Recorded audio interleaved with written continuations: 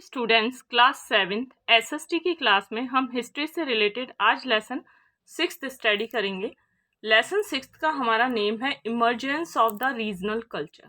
सबसे फर्स्टली हमारा रीजनल मतलब क्या होता है, रीजनल मीन्स क्या होता है। रीजनल मीन्स होता है local areas. It means local areas में जो कल्चर होता है उसे हम रीजनल कल्चर कहते हैं। फिर हमारा इसमें पॉइंट आ जाता है A very significant development of the medieval period was the rise of the distinctive regional culture। जब medieval period आया था तो उस टाइम में regional culture अरोज हुआ था। regional culture it means है जो local areas में जो culture develop हुआ था उसे हम regional culture कहते हैं, और regional culture especially medieval period में develop हुआ था। मिडाइवल पीरियड हम कहते हैं जहाँ जब मुगल एम्पायर आया था या फिर जब राजा महाराजाओं का टाइम आया था तो उसे हम मिडाइवल पीरियड कहते हैं। सिग्निफिकेंट की जगह सिग्निफिकेंट को आप रिप्लेस करके इम्पोर्टेंट भी लिख सकते हैं। फिर नेक्स्ट हमारा पॉइंट आ जाता है ए नंबर ऑफ रीजनल लैंग्वेज। जब रीजनल कल्चर डेवलप हुआ था तो बहुत सारी रीजनल लैंग्वेज भी डेवलप हुई थी। कौन कौन सी रीजनल लैंग्वेज डेवलप हुई थी मिडाइवल टाइम में? सबसे फर्स्टली है Malayalam, Gujarati and Marathi, Kannada, Bangla, Oriya, Assami and Rajasthani develop in the military camps in the different region at that time. At that time it means medieval time में अलग अलग रीजनल लैंग्वेजेस डेवलप हुई थी। रीजनल कल्चर में टोटली कल्चर इट मीन्स क्या होता है, जो लैंग्वेजेस होती हैं, लैंग्वेजेस प्लस डांस होते हैं, डांस फॉर्म्स होती है, ट्रेडिशनल डांस फॉर्म होती है, वो सब रीजनल कल्चर में आते हैं। तो इस लेसन में हम अलग अलग लैंग्वेजेस के बारे में कि कौन सी लैंग्वेज डेवलप हुई थी मिडाइवल टाइम में और कौन से ट्रेडिशनली जो डांस थे वो अरोज हुए थे। तो सबसे फर्स्टली है रीजनल लैंग्वेजेस कौन कौन सी थी मिडाइवल टाइम में।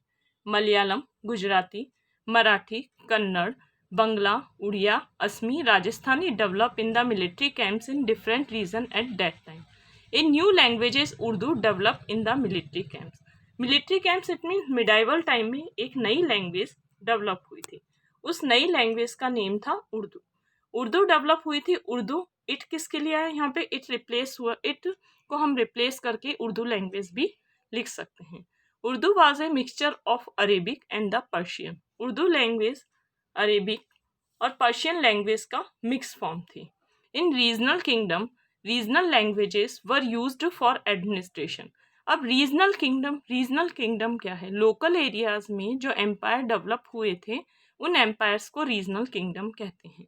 और रीजनल किंगडम के टाइम में जब लोकल जो एम्पायर डेवलप हुए थे उस टाइम में जो लैंग्वेजेस डेवलप हुई थी वो लैंग्वेजेस एडमिनिस्ट्रेशन के काम में आती थी। It means regional language official language बन गई थी। The development of Malayalam language is an example of this type of regional language. It means Malayalam को एडमिनिस्ट्रेशन की लैंग्वेज माना जाता था मिडाइवल टाइम में। एडमिनिस्ट्रेशन की लैंग्वेज माना जाने का मतलब है जो भी ऑफिशियल वर्क होते थे, जो कोर्ट के वर्क होते थे, वो मलयालम लैंग्वेज में होते थे। फिर नेक्स्ट हमारा पॉइंट आ जाता है ग्रोथ ऑफ मलयालम। अब डेवलपमेंट ऑफ लैंग्वेजेस, इसमें जैसे मैंने आपको बताया था कि जो रीजनल लैंग्वेजेस का हम डेवलपमेंट स्टडी करेंगे, क्योंकि हम इस लेसन में रीजनल कल्चर के बारे में स्टडी करेंगे तो रीजनल कल्चर में लैंग्वेजेस भी इंक्लूड है। तो सबसे फर्स्टली हम ग्रोथ ऑफ मलयालम की ग्रोथ स्टडी करेंगे। साउथ की तरफ चेरा डायनेस्टी थी। चेर एम्पायर था। चेर एक छोटा सा किंगडम था, उसे चेरा डायनेस्टी कहते हैं। Chera dynasty establish its kingdom in the region of the present day Kerala. सबसे पहले चेर डायनेस्टी जो कि साउथ की तरफ डायनेस्टी डेवलप हुई थी, केरल में डेवलप हुई थी।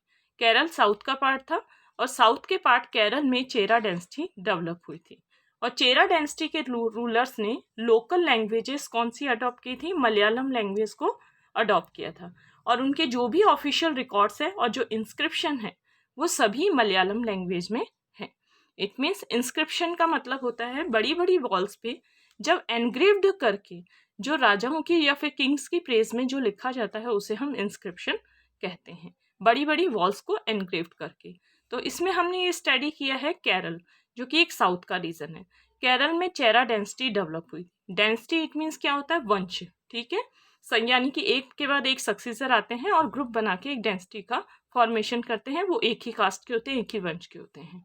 और फिर है जो चेरा डेंसिटी के रूलर थे, उन्होंने लोकल लैंग्वेज मलयालम को अडॉप्ट किया था और अपने जो भी ऑफिशियल रिकॉर्ड्स थे और इंस्क्रिप्शन थे वो कौन सी लैंग्वेज में डेवलप किए थे, मलयालम लैंग्वेज में डेवलप किए थे। फिर नेक्स्ट हमारा पॉइंट आ जाता है at the same time the Cheras continue.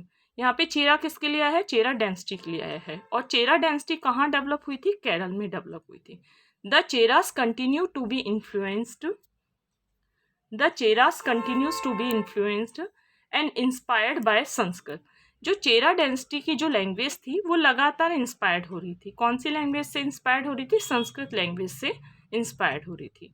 So the literary works in Malayalam, literary work it mean जो भी लिटरेचर लिखा जाता था वो मलयालम लैंग्वेज में लिखा जाता था, लेकिन मलयालम लैंग्वेज में जो लिटरेचर लिखा जाता था उसके आइडियाज कहाँ से लिए गए थे, कहाँ से बोरो किए गए थे, संस्कृत लैंग्वेज से बोरो किए गए थे, संस्कृत लिटरेचर से बोरो किए गए थे।